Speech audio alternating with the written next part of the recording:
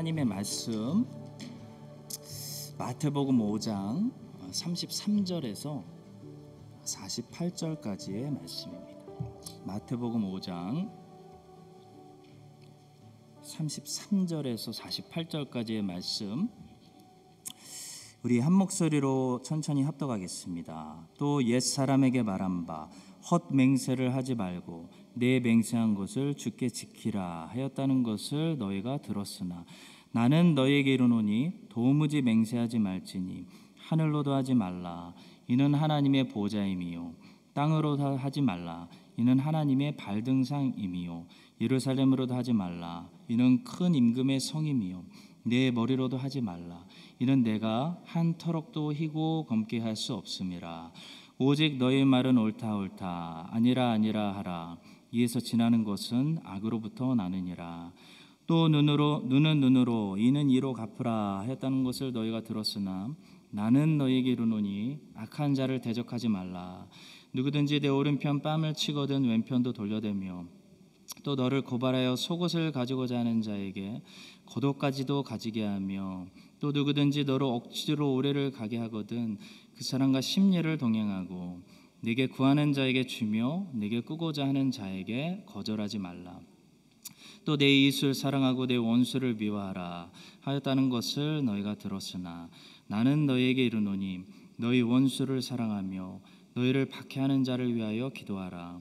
이같이 한즉 하늘에 계신 너희 아버지의 아들이 되리니 이는 하나님이 그 해를 악인과 선인에게 비추시며 비를 의로운 자와 불의한 자에게 내려주심이라. 너희가 너희를 사랑하는 자를 사랑하면 무슨 상이 있으리요 세리도 이같이 아니하느냐. 또 너희가 너희 형제에게만 무난하면 남보다 더하는 것이 무엇이냐. 이방인들도 이같이 아니하느냐. 그러므로 하늘에 계신 너희 아버지의 온전하신가 같이 너희도 온전하라. 아멘.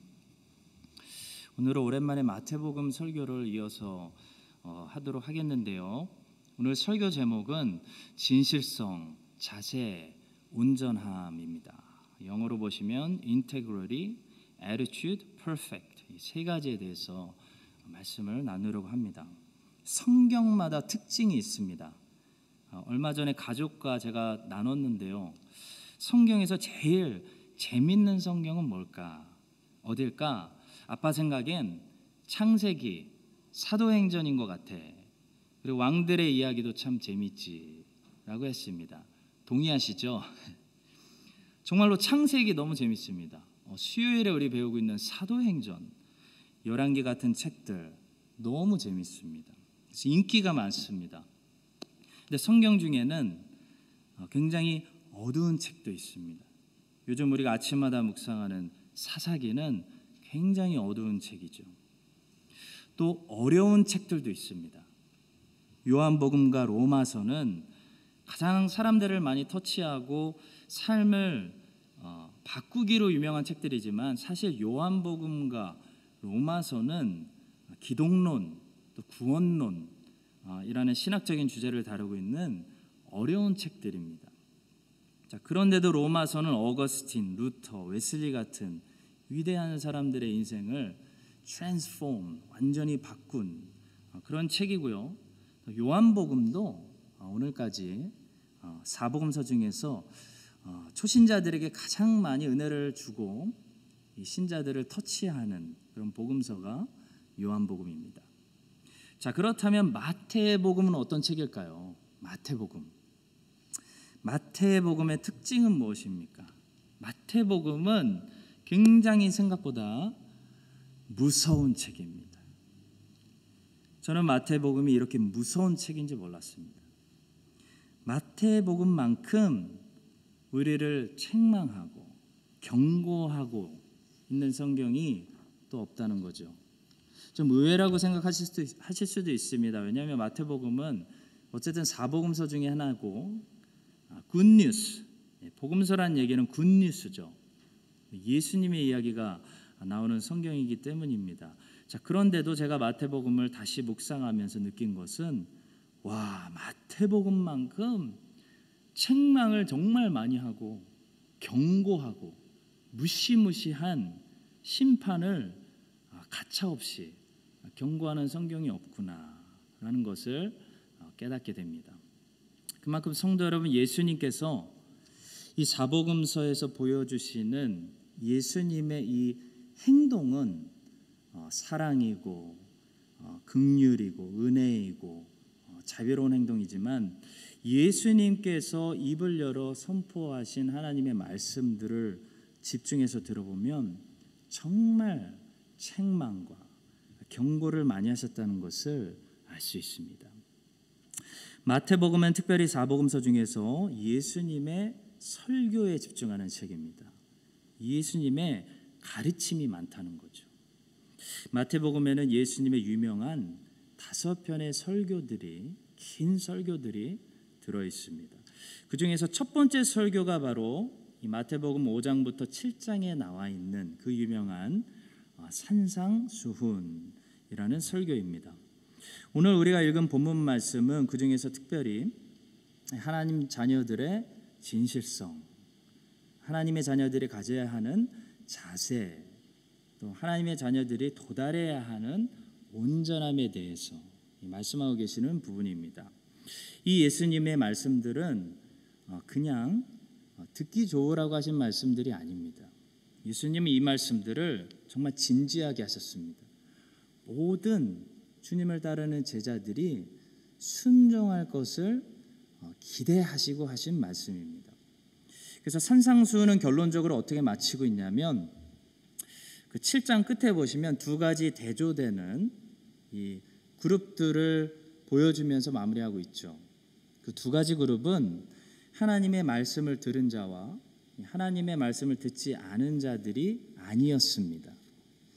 산상수훈의 결론에서 나오고 있는 이 두 가지 그룹은 말씀을 들은 자와 말씀을 듣지 않은 자들이 아니라, 말씀을 들은 자들 중에서 말씀을 듣고 순종하는 자들과, 말씀을 들었지만 듣기만 하고 순종하지 아니한 자들로 두 그룹으로 나누고 있습니다.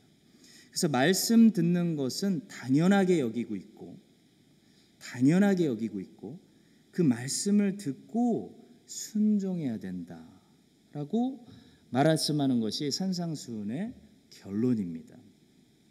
자, 말씀을 듣고 말씀대로 순종하는 자들은 집을 반석 위에 지었기 때문에 멸망하지 않는 것이고, 말씀을 듣기만 하고 순종하지 아니한 자들은 집을 모래 위에 지었기 때문에 멸망당한다. 그런 무서운 말씀입니다. 그것이 주님의 마태복음 첫 번째 설교의 이분의 설교의 주님의 설교의 결론입니다. 자, 따라서 성도 여러분, 마태복음에 기록된 말씀을 우리가 이렇게 들을 때, 이거는 신앙 좋은 사람들에게 해당되는 좀 무리한 부탁 같다라고 생각하시면 큰일 납니다. 여러분과 제가 꼭 지켜야 되는, 꼭 듣고 순종까지 해야 되는 그런 말씀으로 오늘도 받으시고, 우리 모두가 이 말씀대로 순종해서 우리의 집을 반석 위에 짓는 그런 하나님 자녀들이 될 수 있기를 바랍니다. 자, 첫 번째는 크리스찬의 진실성에 대해서 말씀하고 계십니다. 이 성경을 펴시고 보시면 33절부터 37절까지는 맹세에 대해서 말씀하고 계시는데요. 사실 맹세보다는 주님께서 여기서 강조하고 있는 것은 진실성입니다. 진실성. 크리스천은 진실해야 된다는 거죠. 거짓이 없어야 된다는 겁니다. 당시 바리새인들은 하나님 보실 때 전부 다 거짓말쟁이들이었습니다. 그들은 구약 성경에 기록된 여호와, 야훼라는 부분을 하나님의 이름을 함부로 부르면 안 된다라고 생각해가지고 그 야훼가 나올 때마다 야훼라고 발음하고 부르지 않고 거기다가 아도나이, 주님, 롤드이라는 뜻을 가진 아도나이라는 단어로 바꿔서 불렀습니다. 야훼가 나오면 야훼라고 함부로 부르지 않고 아도나이라고 불렀다는 거죠.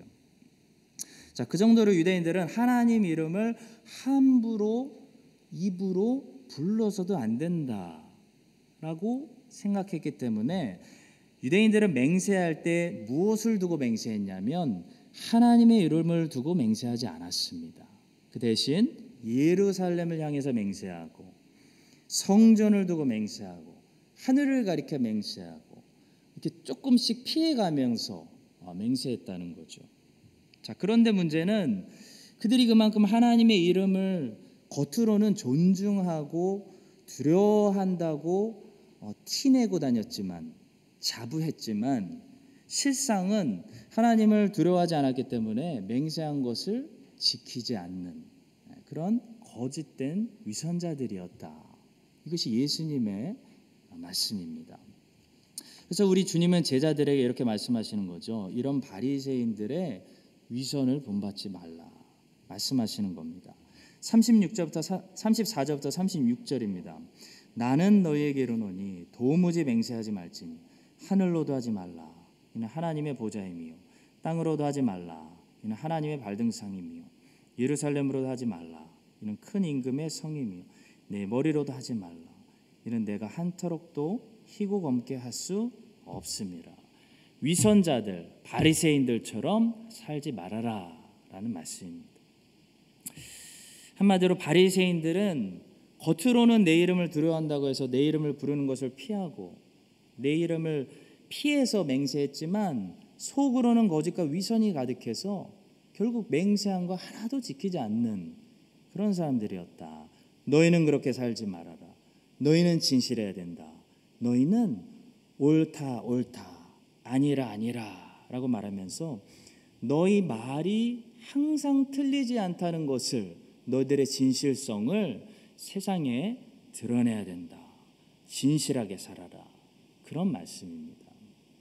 성도 여러분, 크리스천들은 세상 사람들이 볼 때 너무나 진실돼서 저 사람들이 말하는 것은 전부 다 사실이야. 저 사람들의 말은 신뢰할 수 있어. 저 사람들의 말은 말 자체가 보증이야. 그런 신뢰를 줄 수 있는 높은 인테그리티, 진실성을 가져야 된다는 것입니다.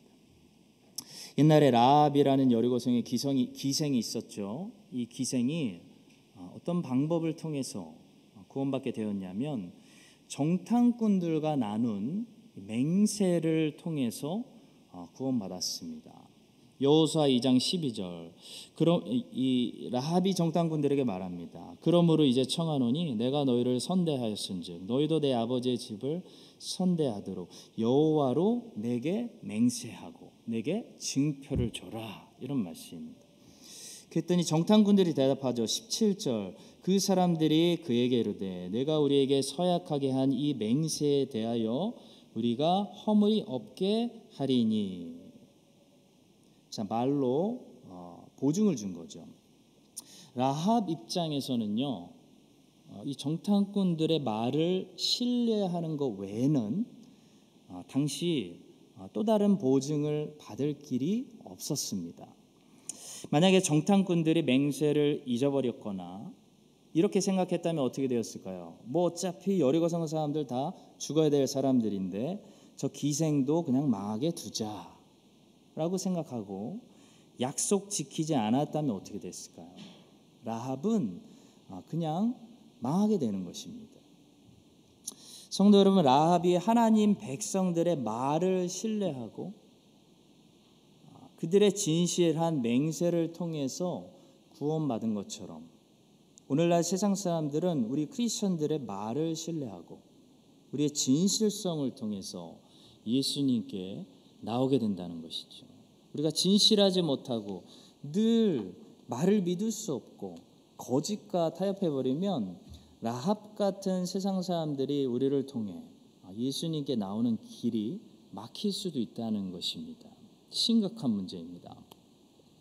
요한복음 1장 끝에 보시면 예수님께서 나다나엘이라는 제자를 처음 만나시면서 그 제자를 칭찬하신 부분이 있었습니다. 뭐라고 칭찬하셨냐면, 야, 이 사람은 거짓이 없고 진실한 사람이다 라고 칭찬하셨습니다. 자, 그런데 그런 나다나엘의 진실성을 칭찬하시면서 주님께서 나다나엘에게 부르신 호칭이 있었습니다.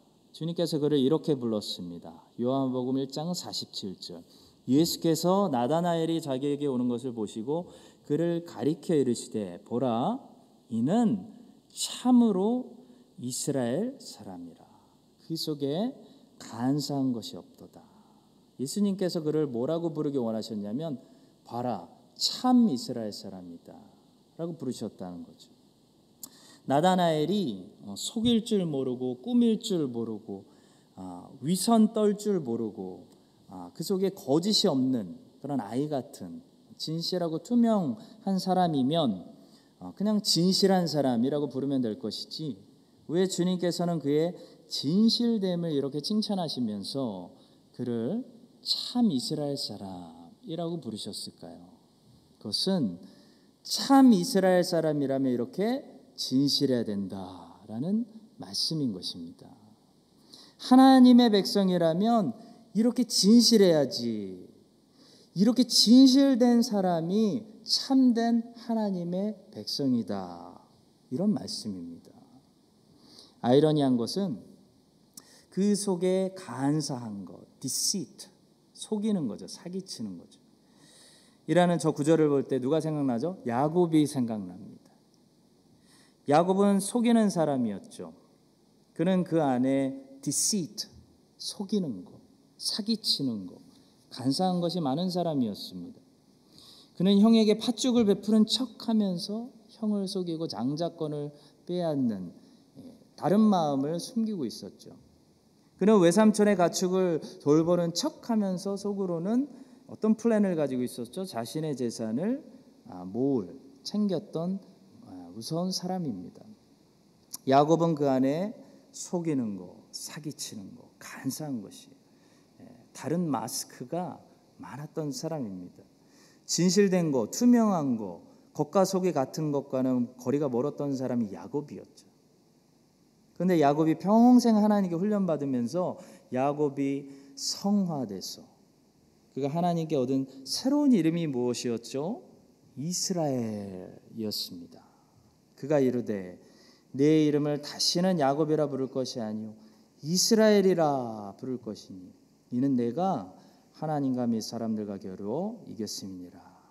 하나님이 야곱에게 너는 이제부터 이스라엘이라고 새 이름을 주셨다는 것은 이런 의미가 있는 거죠. 야곱아, 내가 지금까지는 사기치고 형 속이고 아버지 속이고 외삼촌 속이고 네 안에 간사한 것이 많은 사람이었지만 나는 너를 진실한 사람으로 바꿔갈 거야. 너는 이제부터 진실한 사람이 돼야 돼. 너는 이스라엘이야. 이런 의미가 있는 거죠. 성도 여러분, 예수께서 나다나엘을 보시면서 봐라 참 이스라엘 사람이 여기 있구나. 이 사람 그 속에 간사한 것이 하나도 없구나. 진실하구나. 아이 같구나. 마스크 쓰지 않았구나 라고 감동받으셨던 것처럼 예수님께서 오늘날 여러분과 저를 보시고 와 참 이스라엘 사람이 여기 있구나. 참된 크리스찬이 여기 있구나. 이렇게 진실한 하나님의 자녀가 있구나 라고 말씀하셨으면 좋겠습니다. 여러분과 저는 야곱일 수 있습니다. 우린 죄인들이죠. 근데 이제부터는 하나님의 자녀로서 예수님의 제자로서 크리스찬으로서 우리의 말 자체가 신뢰할 수 있는 그래서 맹세가 필요 없는 그런 나다넬 같은 진실한 하나님의 자녀들 다 될 수 있기를 예수님의 이름으로 간절히 축복합니다.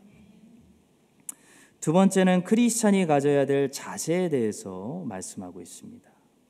38절부터 42절의 말씀은 꼭 오른쪽 뺨을 때리는 자들에게 왼편도 대주고 속옷을 가지고 자는 자들에게 겉옷까지 가지게 하고 오리를 가자고 하는 사람들에게 심리까지 가주는 것이 중요한 것이 아니라 하나님의 자녀들이 어떤 태도를 가지고 살아야 하는지를 보여주는 말씀이라는 거죠.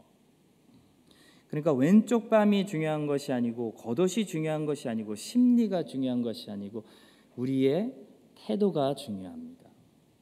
다시 말하면 우리는 잘못된 태도를 가지고 있으면서도 왼쪽 뺨을 대어주고 겉옷도 벗어주고 심리도 걸어가 줄 수 있다는 말씀입니다.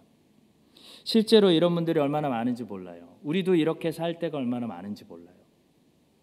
속으로는 원수보다 원수를 더 많이 살인하고 죽입니다. 근데 겉으로만 참는 거죠. 속으로는 아무것도 벗어주기 싫은 거예요. 근데 겉으로만 벗어주는 거죠. 억지로. 속마음은 지금 한 발자국도 함께 걸어가 주는 것이 싫습니다. 아깝습니다. 겉으로만 심리까지 함께 걸어가 주는 그런 잘못된 봉사, 그리고 위선적인 헌신을 할 때가 많이 있다는 것이죠. 성도 여러분, 주님의 말씀이라는 것은 언제나 우리의 영혼을 향해, 우리의 겉모습을 꿰뚫고 아주 중심을 향해 날아오는 말씀이기 때문에 결국 우리의 중심이 순종하지 않으면 겉모습이 순종해도 순종하는 것이 아닌 것입니다. 겉으로만 순종하는 것은 하나님 보실 때 불순종입니다. 그건 사울도 합니다. 바리새인들은 아주 잘했죠. 그것은 위선입니다. 38절부터 42절의 말씀은 하나님의 자녀들이 이 땅에서 우리를 미워하는 사람들을 만났을 때, 우리에게 무언가를 요구할 때, 우리에게 뭔가 얻고자 하는 사람들을 만났을 때, 그런 사람들을 향한 하나님의 자녀들이 어떤 마음의 자세를 가지고 있어야 하느냐는 것에 관한 그런 말씀입니다. 자, 예수님의 말씀은 결론적으로 이런 거죠. 남을 나보다 낮게 여기는 그런 겸손한 마음의 자세를 가지고 살라는 것이고, 다른 사람의 비즈니스, 다른 사람의 몸도 내 몸처럼, 내 비즈니스처럼 아끼는 그런 마음의 방향, 자세를 가지고 살아야 된다라는 말씀입니다. 우리가 오미크론을 걸리면요, 공통적으로 이 오미크론이라는 바이러스가 만들어내는 증상이 있지 않습니까? 뭐 열이 난다든지, 목에 자꾸 가래가 낀다든지, 그런 공통된 증상이 있는 것처럼 죄가 만들어내는 죄의 증상이 있어요. 그 중에 한 가지는 자기중심, 자아중심이라는 겁니다. 하나님은 이거를 수술하신다는 거죠. 자기를 먼저 생각하고, 나만 생각하고, 자기를 가장 많이 사랑하고 가장 첫 번째로 두고, 결국 자기 유익을 위해서 다른 사람들을 희생하는 것, 이런 증상이 죄가 죄인들에게 만들어내는 가장 심각한 그런 증상이라는 거죠. 예수님께서는 그 부분을 수술해 주시는 것이고, 주님의 말씀은 그 반대로 살라는 것입니다. 다른 사람들을 행복하게 해주고 다른 사람들에게 유익을 주기 위해서 존재하는 존재, 그런 축복의 통로, 그것이 빛의 자녀들의 정체성이고 하나님 자녀들이 늘 가져야 될 마음의 자세라는 거죠.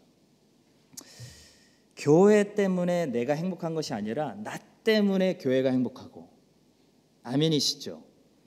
좋은 가족 잘 만나서 내 인생이 복됐다 라는 것이 아니라 내 가족이 나를 만나서 좋은 가정이 되고, 아멘이시죠? 좋은 도시, 좋은 나라 와서 내가 복 누리고 잘 산다가 아니라 좋은 사람이 이 도시에 와서 살기 때문에 이 도시가 좋은 도시가 돼야 된다는 것입니다. 이해가 가시죠? 여러분과 제가 그렇게 하나님의 자녀들로서 축복의 통로가 되는 사람들이 될 수 있기를 간절히 바라고 축복합니다. 마지막 세 번째는 크리스찬이 도달해야 되는 온전함에 대해서 말씀하고 있습니다. 43절부터 48절의 말씀에는 우리가 잘 아는 그 유명한 원수를 사랑해라 라는 명령이 들어있는 말씀입니다. 원수를 사랑하는 말씀, 구체적인 지침이고요. 그 지침을 왜 주셨는지를 알아야 됩니다. 자, 본문은 자세히 보시면 단지 원수를 사랑해라 라고 지침만 말씀하는 것이 아니라 주님께서 원수를 사랑하라는 명령을 주시는 이유를 함께 설명해 주십니다. 이유가 중요하다는 거죠.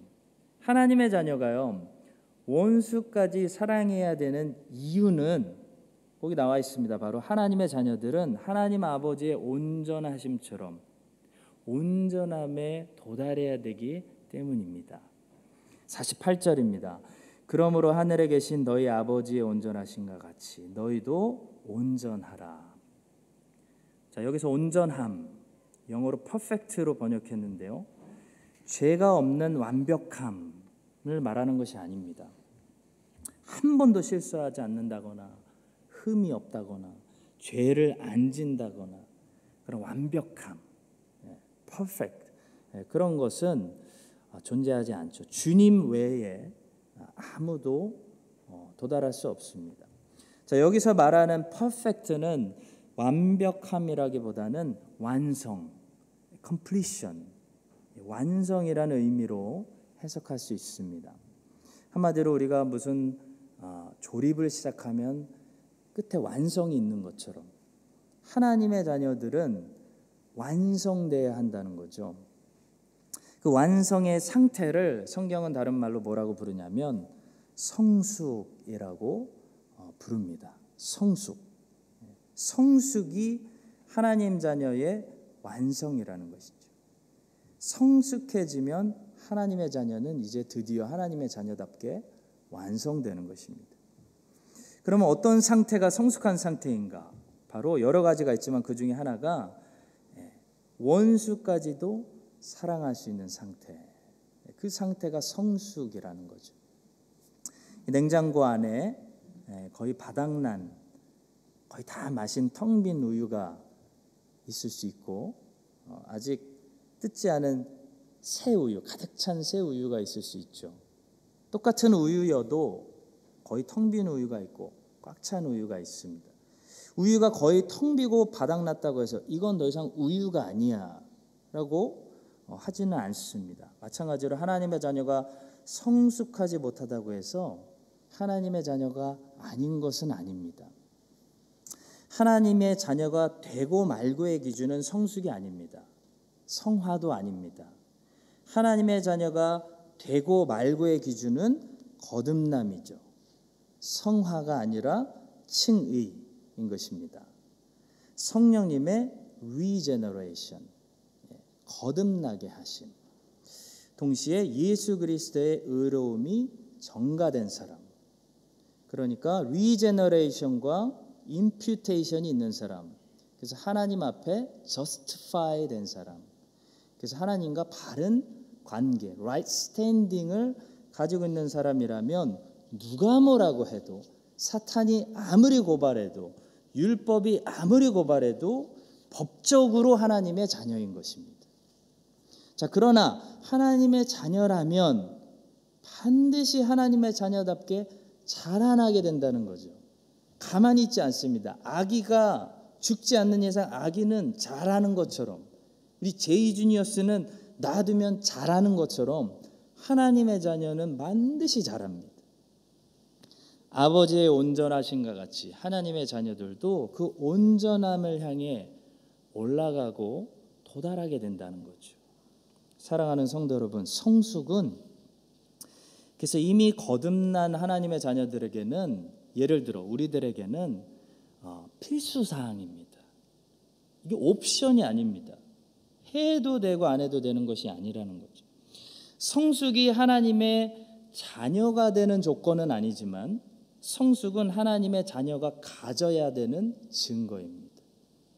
여러분과 제가 계속 성숙하여 사랑이 우리 안에 계속 많아지고 완성이 되어서 사랑의 열매를 반드시 맺고 온전함에 도달하여 하나님 아버지를 닮은, 나를 미워하고 욕하고 찌르는 사람들까지도 얼마나 힘들면 그럴 수 있을까 하고 이해하고 용서하고 축복하고 기도하고 사랑할 수 있는, 그리고 예수 그리스도를 닮은 하나님의 자녀들로 다 우리 함께 성장할 수 있게 되기를 주님의 이름으로 간절히 축복합니다.